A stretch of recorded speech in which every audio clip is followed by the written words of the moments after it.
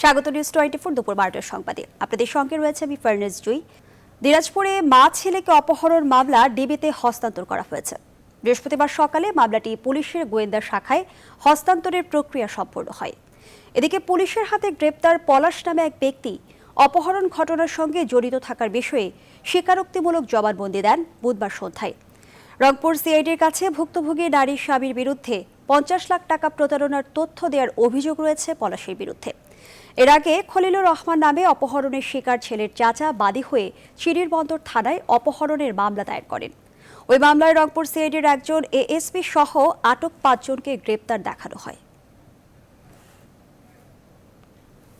দর্শক, এ ব্যাপারে আরও তথ্য জানাতে দিনাজপুর থেকে যুক্ত হচ্ছেন সহকর্মী ফখরুল হাসান পলাশ। পলাশ, অপহরণ মামলার সবশেষ খবর জানতে চাই, সেই সঙ্গে ভুক্তভোগী মা ছেলে এখন কোথায় আছেন? জানিয়ে দিই যে দিনাজপুরের অপহরণ সিআইডি কর্তৃক অপহরণ যে মামলাটি রয়েছে তার সেই মামলাটি করেছে হচ্ছে যে অপহরণ হয়েছিল জাহাঙ্গীর, সেই জাহাঙ্গীর মা ছেলের মধ্যে ছেলে যিনি রয়েছেন সেই জাহাঙ্গীর কিন্তু 10 জনকে আসামি করে কিন্তু একটি মামলা দায়ের করে এবং গতকালকেও আমরা যেমনটি দেখিয়েছিলাম যে আদালতে 5 জনকে নিয়ে আসা হয়েছিল এবং প্রথম পর্যায়ে কিন্তু 4 জনকে গ্রেপ্তার করা হলো। পরে কিন্তু আরেকজনকে আটক করা হয়েছে, সে ওই যে যার কথা বললেন আপনি পলাশ, তাকে আটক করা হয়েছে। তো সে কিন্তু আসলে আদালতে 164 ধারায় কিন্তু জবানবন্দি দিয়েছেন এবং মা এবং ছেলের জবানবন্দিও কিন্তু সেই আদালতের বিচারকের কাছে কিন্তু তারাও জবানবন্দি দিয়েছেন। এবং আজকে সকালে আমরা যতটুকু খবর পেয়েছি যে ডিবি পুলিশের কাছে কিন্তু এই মামলাটি হস্তান্তর হয়েছে এবং ডিবি পুলিশের ওসি যিনি রয়েছেন তার সাথে আমরা কথা বলেছি। তিনি বলেছেন যে এই মামলাটির কাগজপত্র সহ বিভিন্ন তথ্যাদি কিন্তু তারা কিন্তু নিজের কাছে নিয়ে নিচ্ছেন এবং তারপরে কিন্তু প্রক্রিয়া শুরু করবেন, এটা তদন্ত শুরু করবেন। এবং মা ছেলের ব্যাপার বলে মা ছেলে এখন বাসায় রয়েছে এবং তারা কিন্তু একটু ভীতির মধ্যে রয়েছেন এবং এলাকায় কিন্তু একটা ভীতির মধ্যে এলাকাবাসী রয়েছেন। কারণ ধন্যবাদ জানাচ্ছি আপনাকে। দর্শক, দিনাজপুর থেকে জানাচ্ছিলেন সহকর্মী ফখরুল হাসান পলাশ। ঢাকা মহানগর আওয়ামী লীগ আয়োজিত জাতীয় শোক দিবসে আলোচনায় বক্তব্য রাখছেন আওয়ামী লীগ সভাপতি প্রধানমন্ত্রী শেখ হাসিনা। আমরা সরাসরি যাচ্ছি সেখানে।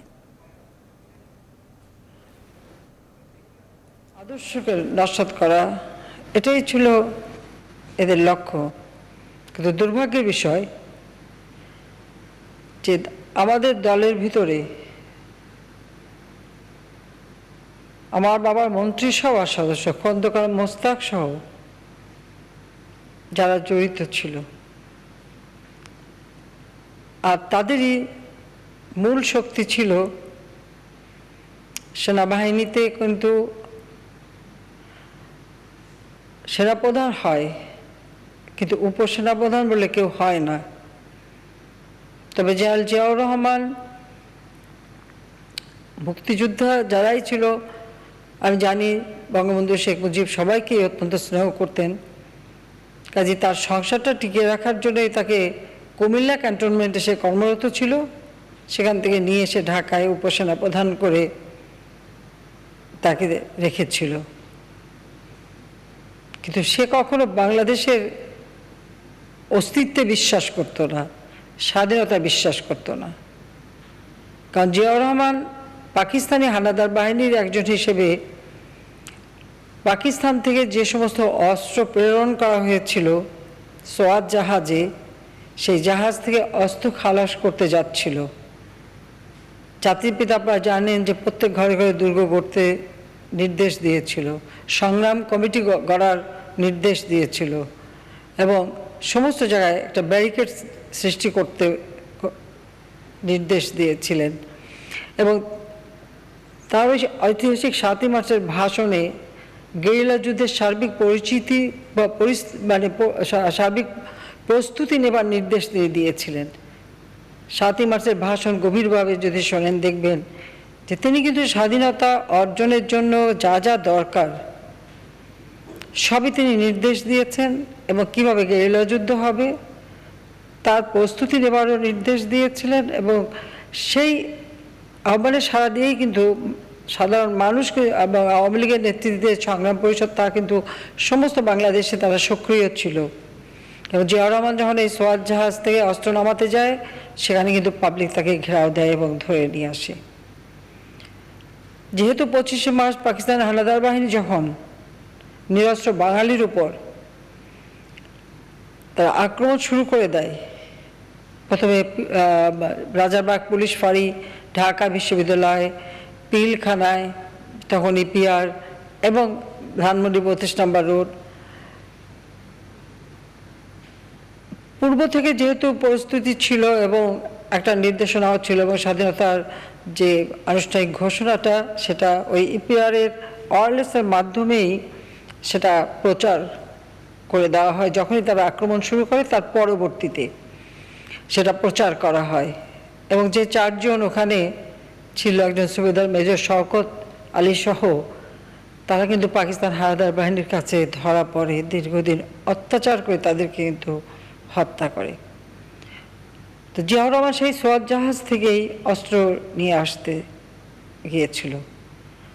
আর এই 25শে মার্চ জাতিপিতা ঘোষণা দেওয়ার পরেও কিন্তু জিয়াউর রহমান পাকিস্তানি হানাদার বাহিনী তাদেরই একজন সৈনিক হিসেবেই, তাদের একজন সামরিক অফিসার হিসেবেই কিন্তু কাজ করছিল। এবং তার হাতে চট্টগ্রামে বহু আমাদের নেতাকর্মী যারা ব্যারিকেড দিচ্ছিল তার হাতে কিন্তু অনেকেই নিহত হয়েছে, তাদেরকে সে সবসময় বাধা দিয়েছে। তো জাতির পিতার যে ঘোষণাটা, সেই ঘোষণাটা 26 তারিখ দুপুরবেলা চট্টগ্রামের যিনি সাধারণ সম্পাদক হান্নান সাহেব তিনি প্রথম পাঠ করেন। এরপরে একে একে আমাদের ওখানে যারা নেতৃবৃন্দ সবাই পাঠ করেন। এবং সেই সময় নেতৃবৃন্দের মধ্যে একটা কথা ছিল যে একজন সামরিক অফিসারকে দিয়ে যদি ঘোষণাটা পাঠ করানো যায় তাহলে একটা যুদ্ধ হয়েছে, সেই যুদ্ধ মনে হবে। তখনই জিয়া রহমানকে ওখান থেকে ধরে নিয়ে আসা হয়। কারণ আপনারা মেজর রফিক আমাদের এমপি সংসদ সদস্য, তার বই যদি পড়েন সেখানে তিনি স্পষ্ট লিখেছেন। কারণ প্রথমে তাকে বলা হয়, তিনি তখন পাকিস্তানিদের সাথে যুদ্ধ করছেন এবং অ্যাম্বুশ করে বসে আছেন। তিনি বলছেন আমি যদি সরে যাই তাহলে ওরা এটা দখল করে নেবে। তো জিয়া রহমানকে যখন ধরে আনা হলো এবং কালুঘাট বেতার কেন্দ্র থেকে ট্রান্সমিশন অফিস সেখান থেকে তাকে দিয়েই কিন্তু ঘোষণাটা পাঠ করানো হলো। প্রথম দিকে পাঠ করতে চেয়ে কিন্তু অনেক আপত্তি ছিল, যাক তাকে দিয়ে পাঠ করানো হলো। তো সেইভাবেই জিয়াউর রহমানের মুক্তিযুদ্ধে অংশগ্রহণ। এবং এ কথাটা সত্যি যে জিয়াউর রহমান যে কোনো ফিল্ডে কোথাও যুদ্ধ করেছে এরকম ইতিহাস কিন্তু শোনা যায় না। আমাদের অনেক মুক্তিযোদ্ধারা আহত হয়েছে, বিভিন্ন ফিল্ডে যুদ্ধ করেছে, কিন্তু তার কিন্তু সেরকম ধরনের কোনো ইতিহাস নাই। এটা হলো বাস্তবতা। এবং আমাদের চট্টগ্রামের নেতারা, আপনি এখনও আমাদের মোশাররফ সাহেব এমপি আছেন, তিনিও একজন সরাসরি অস্ত্র নিয়ে যুদ্ধ করেছেন। তারা কিন্তু জিয়াউর রহমানের নাম দিয়েছিল মিস্টার রিট্রিট। ওনাদের কাছেই গল্প শুনেছি যে যেখানে যুদ্ধ লাগতো তার থেকে অন্তত 3 মাইল দূরে যে জিয়াউর রহমান থাকতো, সে কখনো অস্ত্র হাতে নিয়ে যুদ্ধ সামনাসামনি করে নাই। হ্যাঁ, সে তার নেতৃত্ব দেওয়া হয়েছিল কিছু দিনের জন্য। তো এইভাবেই কাজে সেই জিয়াউর রহমানকেই পেয়েছিল খন্দকার মোস্তাক তার দোসর হিসেবে। সেই ছিল তার শক্তি, মূল শক্তির উৎস। কারণ ক্ষমতা যদি এভাবে দখল করতে হয় আর হত্যাকাণ্ড যদি চালাতে হয় তাহলে সামরিক বাহিনীর নিশ্চয়ই কিছু সহযোগিতা তার দরকার ছিল। এবং সেই মোস্তাক জিয়া মিলেই কিন্তু এই চক্রান্তটা করেছিল। তবে আমি বলবো যে আমি যেটা, জিয়াউর রহমান কিন্তু এমন কোনো মাস নেই, মাসে অন্তত একবার হলেও জিয়াউর রহমান এবং খালেদা জিয়া দুইজন আমাদের বাসায় নিয়মিত আসতো। ডালিমের শাশুড়ি, ডালিমের বউ, ডালিমের শালি, এরা কিন্তু সারাক্ষণ আমাদের বাড়িতেই। এমনকি 27 তারিখে জয়ের জন্মদিন আমরা ঘরোয়াভাবে করি জুলাই মাসে, সেদিনও ডালিমের বউ, ডালিম তারা আমাদের বাসায়। আর তারপরে আমরা 30 তারিখে রওনা হয়ে 31 তারিখ আমরা জার্মানিতে পৌঁছাই, মাত্র 15 দিন। এই 15 দিনের মধ্যেই আমরা পেলাম সেই নির্মম সংবাদ। আর মোস্তাক জিয়ার উপর নির্ভর করে যে রাষ্ট্রপতি হয়েছিল, আপনারা যদি একটু লক্ষ্য করেন সে কতদিন থাকতে পেরেছিল, থাকতে কিন্তু পারে নাই, মীর জাফরও পারে নাই। মীর জাফর সিরাজউদ্দৌলার সাথে বেইমানি করে সে নবাব হয়েছিল, কিন্তু 3 মাসও পূর্ণ করতে পারে নাই, কারণ বেইমানদের ব্যবহার করে সবাই, কিন্তু তাদেরকে বিশ্বাস করে না, রাখে না। ঠিক জিয়াউর রহমান সেই কাণ্ডই করেছিল, মোস্তাক কিন্তু 3 মাসও পূর্ণ করতে পারে নাই, তাকে বিদায় নিতে হয়েছিল। জেলখানায় যে হত্যাকাণ্ড হয় সেটাও কিন্তু জিয়াউর রহমানের নির্দেশে সেই করেছে, কারণ সেই সময় তখন সর্বময় ক্ষমতার অধিকারী, এবং সে এতই মোস্তাকের মানে আস্থাভাজন ছিল যে মোস্তাক নিজেকে অবৈধভাবে রাষ্ট্রপতি ঘোষণা দিয়ে সাথে সাথে কিন্তু জিয়াউর রহমানকেই মানে সেনাবাহিনী প্রধান হিসেবে নিয়োগ দেয়।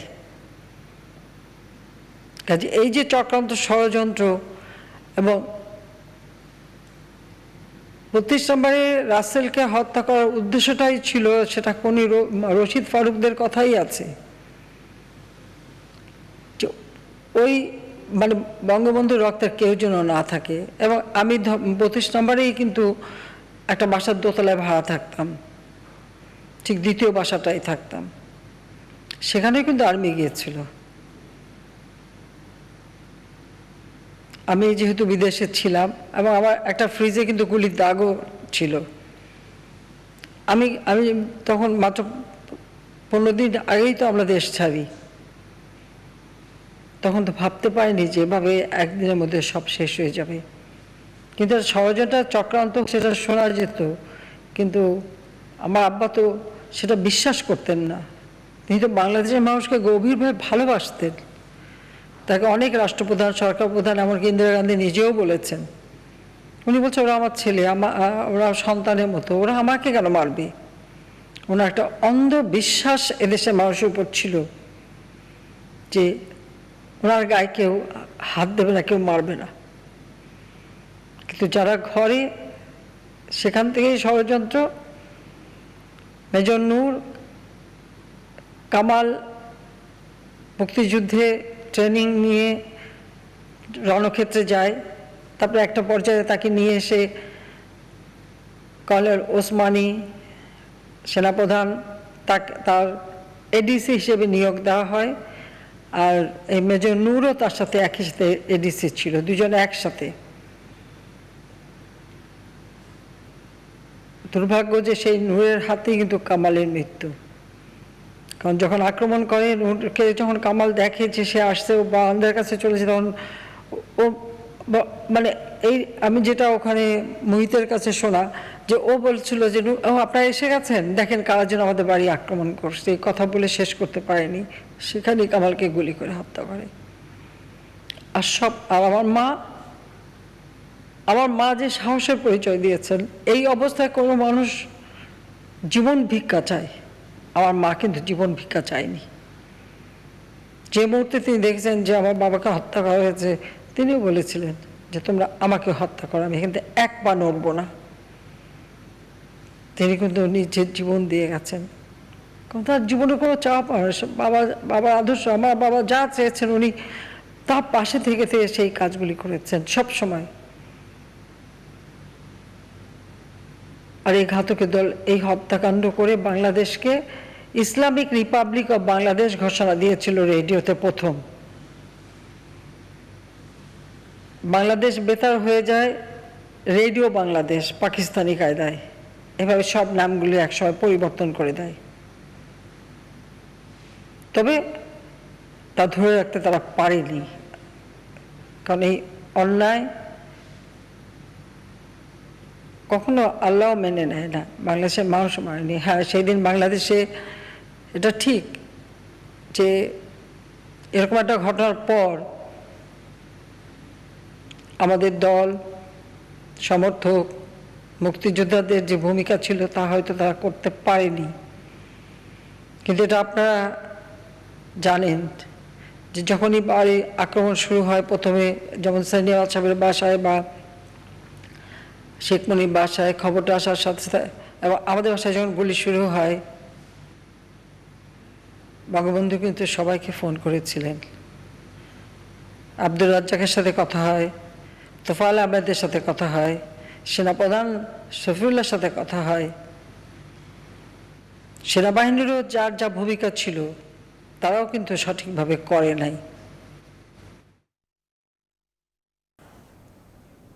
শোক দিবসে আলোচনায় বক্তব্য রাখছেন প্রধানমন্ত্রী শেখ হাসিনা। আমরা সরাসরি ছিলাম সেখানে। মিরপুরে আবাসিক ভবনে গ্যাস লাইন বিস্ফোরণের আগুনে শিশু সহ 7 জন গুরুতর দগ্ধ হয়েছেন। ভর্তি করা হয়েছে শেখ হাসিনা জাতীয় বার্ন ইনস্টিটিউটে। এলাকাবাসী বলছেন, স্থানীয় মিস্ত্রি সুমনকে দিয়ে গ্যাস লাইন মেরামত করেন ভবনের বাসিন্দা শফিক। মেরামত শেষে ম্যাচের কাঠি জ্বালিয়ে গ্যাস লাইনের ছিদ্র পরীক্ষা করতে গেলে মুহূর্তেই বিস্ফোরণে ঝলসে যান শফিক, সুমন সহ আশপাশের আরও 5 জন। কাবুল বিমানবন্দরে সন্ত্রাসী হামলার হুমকি রয়েছে বলে আশঙ্কা করছে যুক্তরাষ্ট্র, যুক্তরাজ্য সহ কয়েকটি দেশ। এ ঘটনায় বিমানবন্দরটি এড়িয়ে যেতে বিদেশি নাগরিক সহ সবার প্রতি আহ্বান জানানো হয়েছে। জারি করা হয়েছে সতর্কতা। তবুও আফগানদের দেশ ছাড়ার হিড়িক ঠেকানো যাচ্ছে না। দেশ ছাড়ছে নারীরাও। তবে তালেবানের দাবি তাদের শাসনে খুশি আফগান জনগণ। আসমাতুলের ডেস্ক রিপোর্ট।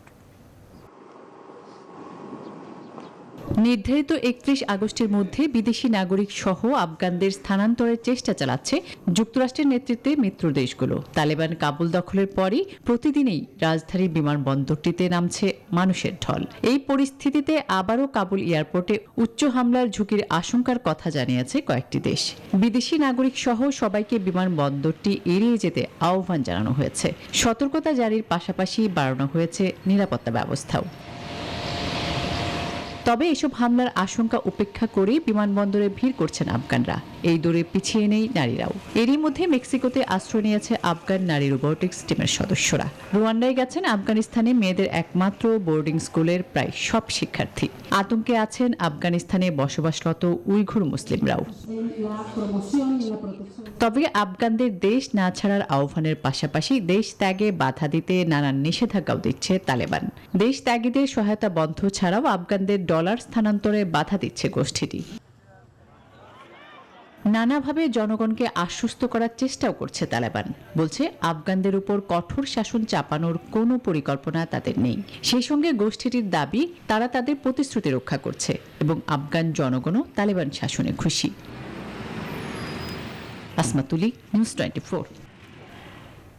ঘুমের ওষুধ খাইয়ে জবাই করে বুকে ও পেটে এলো পাথারি কুপিয়ে নাড়ি ফুড়ি সব বের করে নৃশংসভাবে খুন করা হয় আশুলিয়ার ডিশ ব্যবসায়ী এলিম সরকারকে।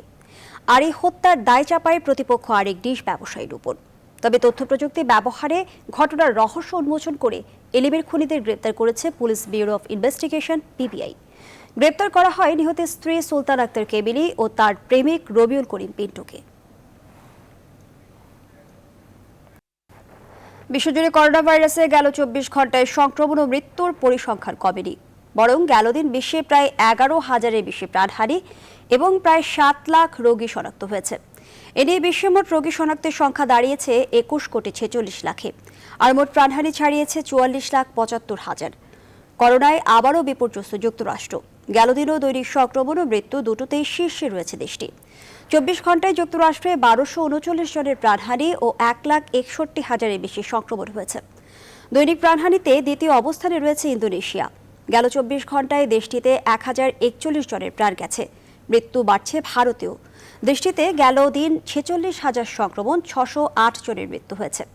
স্বস্তিতে নেই ব্রাজিলও, মৃত্যু বেড়েছে মেক্সিকো, রাশিয়া ও ইরানে।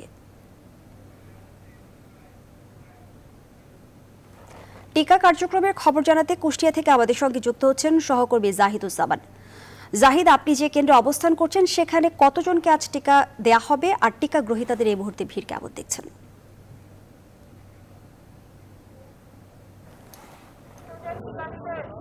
ধন্যবাদ জুই। আমি আছি কলকাকলি মাধ্যমিক বিদ্যালয় কেন্দ্রে। এটি কুষ্টিয়া শহরে অবস্থিত এবং এই কেন্দ্রটি কুষ্টিয়া জেনারেল হাসপাতালের কেন্দ্র। জেনারেল হাসপাতাল থেকে নিরাপত্তার কারণে এখানে সরিয়ে নেওয়া হয়, মানুষ যাতে নিরাপদে টিকা নিতে পারে সেই জন্য আসলে এখানে সরিয়ে নেওয়া হয়। এরকম মোট 8টি কেন্দ্র পুরো জেলা জুড়ে টিকা দেওয়ার জন্য করা হয়েছে এবং প্রতিদিন আমরা দেখেছি যে সব কেন্দ্রগুলো থেকে 7 থেকে 8,000 করে টিকা দেওয়া হচ্ছে মোট 8টি কেন্দ্র থেকে। এবং গতকালের হিসাব যদি আমি বলি, গতকাল এখানে প্রথম ডোজ সিনোফার্মার 3,899টি এবং দ্বিতীয় ডোজ সিনোফার্মার 3,413টি এবং অ্যাস্ট্রাজেনেকার দ্বিতীয় ডোজ 99টি টিকা দেওয়া হয়েছে। এবং এই যে টিকাদান মোট কার্যক্রম এ পর্যন্ত রেজিস্ট্রেশন করেছে 3,86,000-এর উপরে, আর টিকা নিয়েছে মোট 1,83,000-এর মতো, 1,84,000-এর উপরে।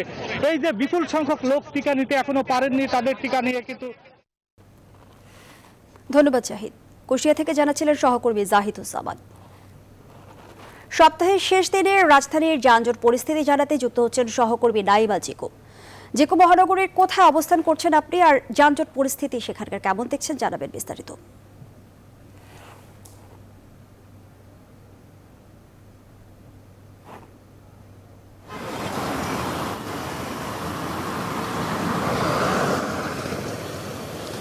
জিজুই, যেমনটি আপনি বলছিলেন যে রাস্তায় আসলে আজকে সকাল থেকে আমরা বাড্ডা, গুলশান এবং এই মুহূর্তে আমি উপস্থিত আছি রাজধানী ফার্মগেটে, এবং রাস্তার অবস্থা যদি বলি, গাড়ির চাপ আসলে রাস্তায় রয়েছে। তবে আমরা যেমনটি দেখে থাকি যে যেই যানজট, সেই যানজটটি কিন্তু নেই। তবে সিগন্যাল যেগুলো রয়েছে, সেই সিগন্যালে গাড়ির চাপ থাকার কারণে কিছুটা বাড়তি সময় আসলে অপেক্ষা করতে হচ্ছে মানুষদের। তবে যে ধরনের যানজট আসলে সবসময় প্রতিনিয়ত আমরা দেখে আসি, সেই ধরনের যানজট নেই, যার ফলে মানুষের মধ্যে কিন্তু ভোগান্তি অনেকটাই কম। আজ সকাল থেকে কিন্তু আমরা এই মানুষকে দেখেছি যে তারা নিজ নিজ গন্তব্যে যারা রওনা দিয়েছেন, এবং কর্মজীবী মানুষ যারা ছিলেন তারা কিন্তু বেশ স্বাভাবিকভাবেই তারা নিজ নিজ গন্তব্যে গেছেন। তবে যেমনটি বলছিলাম যে যানবাহনের চাপ রাস্তায় থাকলেও বাড়তি চাপ নেই, এবং তবে সিগন্যালগুলোতে কিছু দীর্ঘ সময় আসলে বেশ কিছু সময় অপেক্ষা করতে হচ্ছে, যার ফলে কিছুটা চাপ রয়েছে। তবে ভোগান্তি যেমনটি আমরা দেখেছি, সেই ভোগান্তিটি কিন্তু আসলে আমরা ওভাবে লক্ষ্য করিনি। তো এই ছিল এখন পর্যন্ত রাজধানীতে আমার দেখা যানজটের সবশেষ চিত্র। জুই, ধন্যবাদ জিকো। দর্শক, ফার্মগেট থেকে জানাচ্ছিলেন সহকর্মী নাইমা জিকো। করোনা মহামারী মোকাবেলায় ভারত সরকারের উপহারে তৃতীয় চালানের আরও 40টি লাইফ সাপোর্ট অ্যাম্বুলেন্স দেশে পৌঁছেছে। সকালে বেনাপোল বন্দর দিয়ে বাংলাদেশে আসে অ্যাম্বুলেন্সগুলো। বেনাপোল কাস্টমস বন্দরের আনুষ্ঠানিকতা শেষে অ্যাম্বুলেন্সগুলো আজই ঢাকার উদ্দেশ্যে রওনা হবে। চলতি বছরের 26 থেকে 27 মার্চ বাংলাদেশ সফরকালে করোনা মোকাবেলার যৌথ প্রচেষ্টায় 109টি লাইফ সাপোর্ট অ্যাম্বুলেন্স উপহারের ঘোষণা দিয়েছিলেন ভারতের প্রধানমন্ত্রী নরেন্দ্র মোদী। এরই অংশ হিসেবে প্রথম চালানে একটি অ্যাম্বুলেন্স গেল 21 মার্চ, 7 আগস্ট দ্বিতীয় চালানে 30টি অ্যাম্বুলেন্স দেশে আসে। আজকের 40টি অ্যাম্বুলেন্স নিয়ে দেশে এলো মোট 71টি অ্যাম্বুলেন্স। উপহার হিসেবে আসা প্রত্যেকটি অ্যাম্বুলেন্সে ভেন্টিলেশন সুবিধা রয়েছে। আগামী 3 দিনের মধ্যে বাংলাদেশ প্রতিদিনের সম্পাদক নঈম নিজাম সহ বাকি 12 জনের বিরুদ্ধে মানহানি মামলা প্রত্যাহারের দাবি জানিয়েছেন সাংবাদিক নেতারা। দুর্নীতির সংবাদ প্রকাশের জের ধরে দেশের সর্বাধিক প্রচলিত দৈনিক বাংলাদেশ প্রতিদিনের সম্পাদক নঈম নিজাম এবং বাংলাদেশ মফস্বল সাংবাদিক ফোরামের সভাপতি সাইদুর রহমানের বিরুদ্ধে মানহানি মামলা প্রত্যাহারের দাবিতে দেশের বিভিন্ন স্থানে মানববন্ধন করা হয়েছে।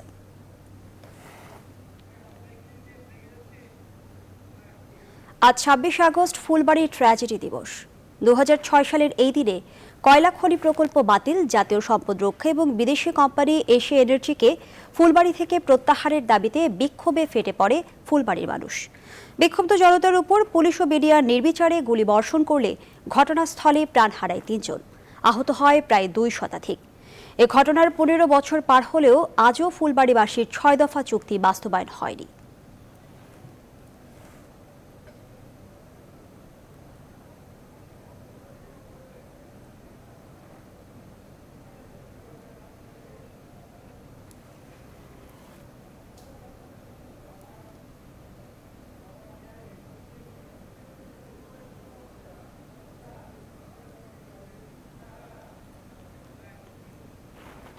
রাজধানী গোরানে করোনা সেলের উদ্বোধন অনুষ্ঠানে বক্তব্য রাখছেন বিএনপি মহাসচিব মির্জা ফখরুল ইসলাম আলমগীর।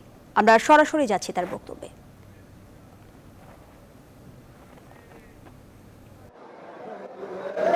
বাংলাদেশ জাতীয়তাবাদী দলের অন্যতম মহিলা নেত্রী, মহিলা দলের সভানেত্রী এবং বাংলাদেশের নারীদের কাছে অত্যন্ত সংগ্রামী এবং সাহসী নেত্রী হিসাবে যিনি পরিচিত, আমাদের অত্যন্ত প্রিয় ভাবি আফরোজা আব্বাস আমাদের মাঝে আজ এখানে উপস্থিত আছেন। আপনাদের অত্যন্ত আপনজন, প্রিয় মানুষ, নিজের মানুষ, যিনি বাংলাদেশ জাতীয়তাবাদী দলের অন্যতম সেনাপতি, এই অঞ্চল থেকে বারবার নির্বাচিত সংসদ সদস্য, মেয়র এবং মন্ত্রী, বাংলাদেশ জাতীয়তাবাদী দলের জাতীয় স্থায়ী কমিটির সম্মানিত সদস্য জনাব মির্জা আব্বাস এখানে উপস্থিত আছেন। আমাদের সবচেয়ে শ্রদ্ধেয় ব্যক্তিত্ব দেশনেত্রী বেগম খালেদা জিয়া, তার উপদেষ্টা মণ্ডলীর সদস্য এবং ঢাকার নবগঠিত ঢাকা মহানগর দক্ষিণের আহ্বায়ক, সাবেক সাধারণ সম্পাদক ঢাকা মহানগরের এবং সাবেক ডেপুটি মেয়র জনাব মির্জা সালাম, দুঃখিত জনাব আব্দুল সালাম, মির্জা চারদিকে তো এই জন্য মির্জাটা এসে যাচ্ছে। তো জনাব আব্দুল সালাম সাংগঠনিক সম্পাদক ঢাকা বিভাগে জাতীয়তাবাদী দলের, সাবেক এমপি এবং আমাদের তরুণ নেতাদের যাদের উপর আমরা ভরসা করি, আমাদের সাংগঠনিক সম্পাদক জনাব ফজলুল হক মিলন এখানে উপস্থিত আছেন। ঢাকা মহানগর দক্ষিণের অত্যন্ত আস্থাশীল এবং যার উপরে আমাদের নেতৃবৃন্দ আস্থা রাখেন, নবগঠিত যে ঢাকা মহানগর দক্ষিণের যে কমিটি, সেই কমিটির সংগ্রামী। দর্শক, এতক্ষণ আমরা সরাসরি ছিলাম বিএনপি মহাসচিব মির্জা ফখরুল ইসলাম আলমগীরের বক্তব্যে। এ পর্যায়ে জানাবো খেলার খবর। 5 ম্যাচের টি-20 সিরিজ খেলতে ঢাকায় পা রাখা নিউজিল্যান্ড এবং স্বাগতিক বাংলাদেশ দলের হোটেলে রুম কোয়ারেন্টাইন চলছে। বিমানবন্দর থেকে সরাসরি দল চলে যায় হোটেল ইন্টারকন্টিনেন্টালে। সেখানে 3 দিনের কোয়ারেন্টাইনে আছে কিউই শিবির। সেদিনই বাংলাদেশ দল ওঠে একই হোটেলে। আগামীকাল শুক্রবার থেকে শুরু হবে 2 দলের অনুশীলন। আগামী 1 সেপ্টেম্বর থেকে শুরু হবে দ্বিপাক্ষিক টি-20 সিরিজ। এরপর যথাক্রমে 3, 5, 8 ও 10 সেপ্টেম্বর অনুষ্ঠিত হবে সিরিজের বাকি ম্যাচগুলো। সবগুলো ম্যাচই হবে মিরপুর শেরে বাংলা জাতীয় ক্রিকেট স্টেডিয়ামে। দুপুর 12টার সংবাদ এই পর্যন্তই। এতক্ষণ সাথে থাকায় ধন্যবাদ সবাইকে।